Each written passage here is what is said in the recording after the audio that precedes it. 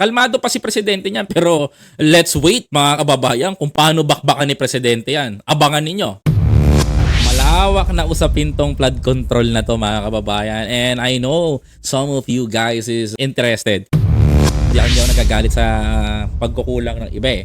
Nagagalit ako sa pandarambong na ginagawa nila. O, ngayon alam nyo na mga kababayan ko kung paano kumikita dyan. Kaya nga mga kababayan ko, dapat imbestigahan ng Senado o independent body ang mga flood control project na ito. Huwag nating hayaan na nasa Kongreso. Kaya titingnan natin, kailangan basagutin natin kung bakit ganitong ginawa nila. Mas mabuti pa, dapat pumunta sila rito, pakita nilang gano'ng kahirap ang buhay na binigay nila sa mga kababayan natin. Grabe oh. Si Presidente Bongbong Marcos na nagagalit ng ganyan. Kalmado pa si Presidente niyan, pero let's wait mga kababayan kung paano sila paano bakbakan ni Presidente yan. Abangan ninyo. Pangatlo ang St. Timothy sa 15 nakakuha ng pinakamaraming flood control projects sa kalipas na 3 taon. Tapul! Kaya pala mga kababayan ko, galing daw si Ate Sara sa hirap. Tapos umahon daw. Yung pala yung pag-ahon. Sinisikap pa namin kunin ng pahayag ng mga kumpanyang inilista ng Malacanang.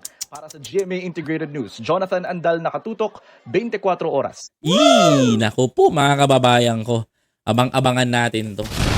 Malawak na usapin tong flood control na to mga kababayan. And I know some of you guys is, alam niyo na, interested. Kasi ako, nagagalit ako hindi ako nagagalit sa pagkukulang ng iba eh.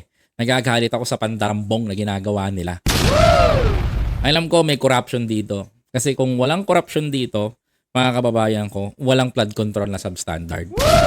Tandaan nyo, uulitin ko, kung ano yung pinaglalaban ni Sonny Trillanes, mga kapatid. Gusto niyang wakasan ang corruption sa bansa natin. But it is a long-term battle, mga kababayan ko. Pero kung kagaya lahat ng politiko ni Sonny Trillanes, mga kababayan ko, I know, naaayos ang bansa natin. Doon ako sa taong galit sa korupsyon. Kasi korupsyon ang nagpapahirap sa bansa natin. Please don't forget to follow, like, comment, share, and subscribe.